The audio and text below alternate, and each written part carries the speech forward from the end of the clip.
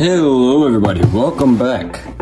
Today's video I'm going to be unboxing the new Dino Trackers Indominus Rex. Now, this thing I've seen in Walmart for the first time, and I've seen the Gaming Beaver unbox it, and I was like, hey, I mean, that looks pretty cool. Then I saw it in Walmart and I was just like, okay, why not? So, without further ado, let's see what this thing can do, first of all. It is electronic. Ooh, yeah, and I like the green. The green is nice, it's like the camouflage. Let's look at the box first, like always. Indominus Rex right there, and then camouflage in battle. And then in other different languages, Jurassic World logo right there, Dino Trackers right there, Mattel right there, and side of the box, nothing important, just the Jurassic World logo, same on the other side of the box, but it's just the Dino Trackers. And then on the back of the box, we have the whole thing of the Indominus Rex, just pretty much showing what it does. Has sound and has lights, and that's pretty much it. And it shows what the tail can do. It is a swivel, and it also has the scan code right there on its leg for you to scan it on your phone and get the app or whatever. So, and it also has the other Dino Trackers thing right there, which is the T-Rex, the Dino Trackers T-Rex, and it has, I guess, some type of thing for the head, which I guess is kind of cool. They used to do that kind of stuff with the dinosaurs back in the day. But also I noticed that they have a cactus right there and mountains right here. I guess they're trying to do different biomes, which kind of doesn't really make too much sense. But I guess they're just trying to do it with the colors, which doesn't make sense with the Indominus Rex, because it's just how it's always been, you know. It doesn't look like it's just, oh, hey, look, it's a mountain Indominus Rex. No, it's just Indominus Rex. But anyway, let's get this dude out of the box. And to do that, we need a knife.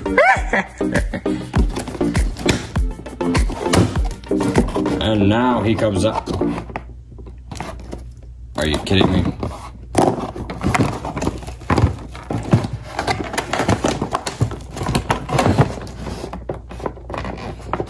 Hold up a minute, good gosh. There it is, with all its footsie wootsy glory. Yeah, what? Anyway. So, the Indominus Rex. The Indominus Rex. There we go. Yes. Ah. Okay, so let's put this up, and don't play with the connecting in that kids. But anyway, so right off the bat, what you really notice in the Indominus Rex, since it's pretty pale in skin color and it's just, you know, basic, you notice the head. Now the head is what you really want to do good in an Indominus Rex figure, and they did not disappoint in this one, because the teeth are perfect. Wow. They look amazing. Just like, get a close-up of the head and like just put like the real Indominus Rex head from the movie right here, picture, and it just really looks exactly like it with the teeth, and the head sculpt and build is really nice because it has the curves and all of that, and just the scaliness for the head on the top and all that, really nice. And the red eyes, the eyes are painted nice, the teeth are painted really nice, individual. The only thing I don't like about the teeth is that the big ones, the teeth are like rubbery, which is not necessarily bad, but it's not necessarily good either, especially on the big ones, because little kids, when they get this, they will just like play with them a lot and break them off. And these are also rubbery, which I don't have a problem with at all. I don't really see these breaking that off that easily, and it's not like the kids are just gonna be like, Grr. So yeah. And by the way, the toenails are painted. Fantastic. The fingernails are not painted though, unfortunately. I don't know why you wouldn't paint the Indominus Rex's fingernails. Look how big they are. Like, good grief. But anyway, and it's also shaded up here, which is nice. And on the neck too, which is also nice. They didn't continue it onto the tail, which is a shame, but it's, for the most part, it's all right. The tail isn't bad. It should be a little longer, but it doesn't really matter because the tail has always been a little short for these things. But anyway, let's see how it does. Really nice there. Nice movement. It's, and of course, yeah, you could do the same thing. Do that. The other Indominus Rex that Mattel has done,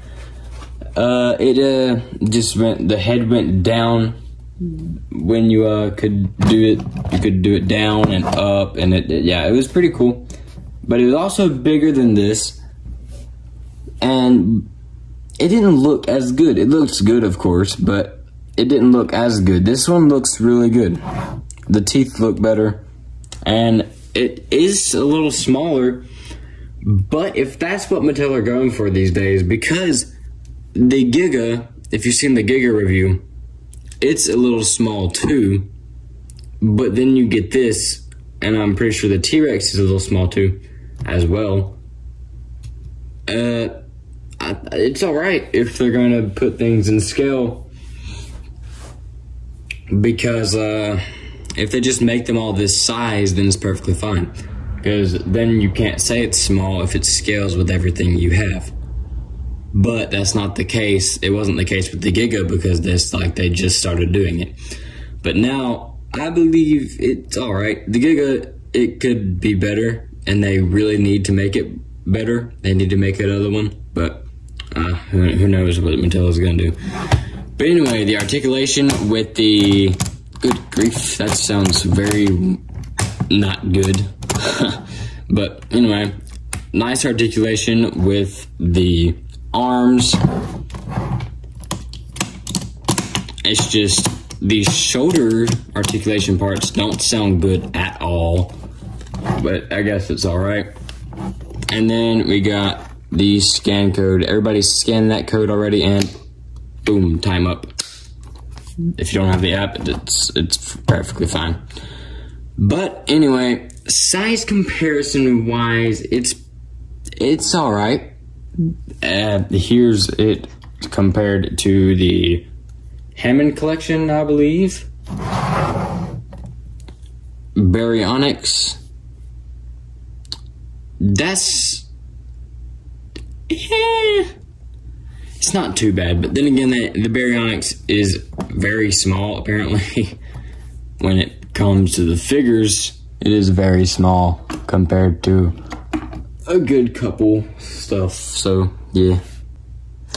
Now, I know the real size comparison that we all want to see is with the big boys that it has to compete with. Here is the T-Rex compared to it. This is pretty much how the T-Rex is supposed to go. So, the Indominus Rex is still significantly bigger than T-Rex, which is a good thing. Here is the other Indominus Rex. Like I said, it is bigger.